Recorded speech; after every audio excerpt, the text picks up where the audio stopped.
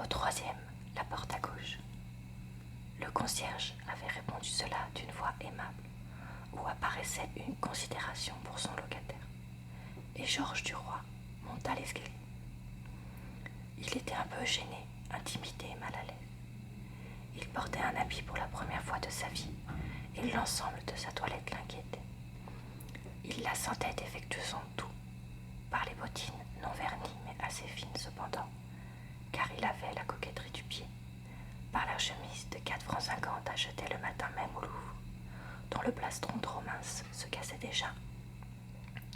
Ses autres chemises, celles de tous les jours, ayant des avaries plus ou moins graves, il n'avait pu utiliser même la moins abîmée. Son pantalon, un peu trop large, dessinait mal la jambe et semblait s'enrouler autour du mollet, avait cette apparence fripée que prennent les vêtements d'occasion sur les membres qu'ils recouvrent par aventure. Seul l'habit n'allait pas mal, s'étant trouvé à peu près juste pour la taille. Il montait lentement les marches, le cœur battant, l'esprit anxieux, harcelé surtout par la crainte d'être ridicule. Et soudain, il aperçut en face de lui un monsieur en grande toilette qui le regardait. Ils se trouvaient si près l'un de l'autre que Duroy fit un mouvement en arrière, puis demeura stupéfait. C'était lui-même, reflété par une haute glace en pied qui formait sur le palier du premier une longue perspective de galerie. Un élan de joie le fit tressaillir, tant il se jugea mieux qu'il n'aurait cru.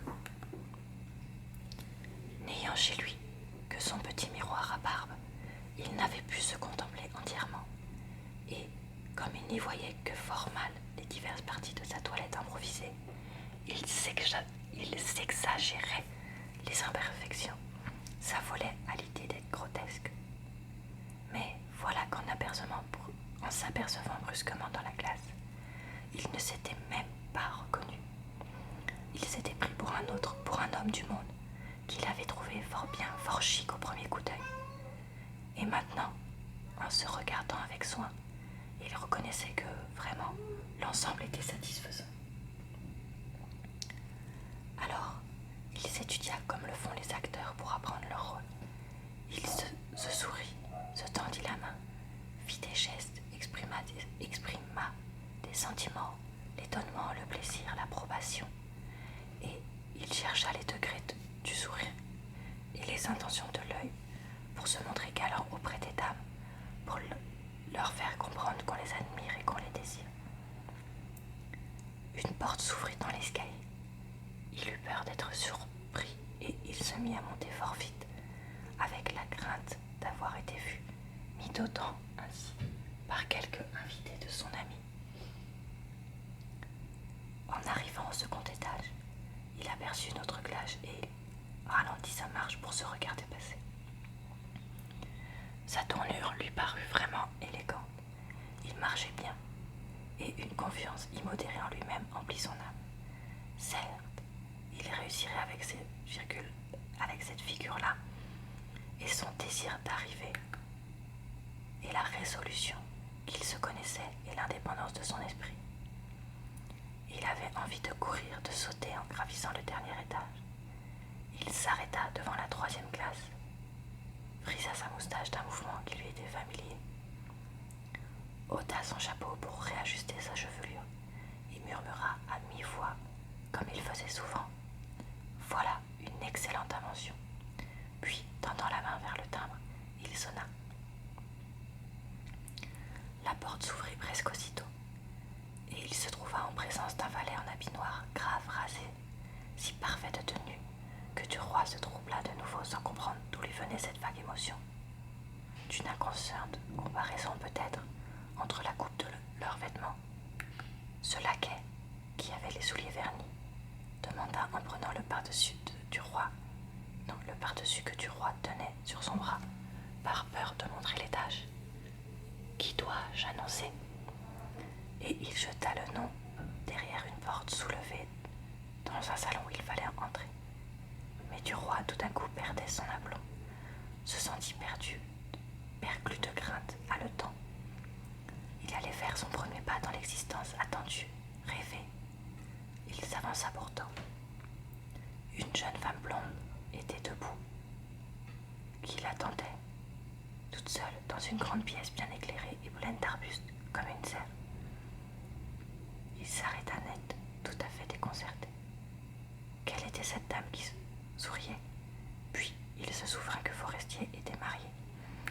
Et la pensée que cette jolie blonde élégante devait être la femme de son ami acheva de l'effarer. Il balbutia: Madame, je suis. Elle lui tendit la main. Je le sais, monsieur. Charles m'a raconté votre rencontre d'hier soir et je suis très heureuse qu'il ait eu la bonne inspiration de vous prier de dîner avec nous aujourd'hui. Il rougit jusqu'aux oreilles, ne sachant plus que dire, et il se sentait examiné, inspecté des pieds à la tête, pesé, jugé.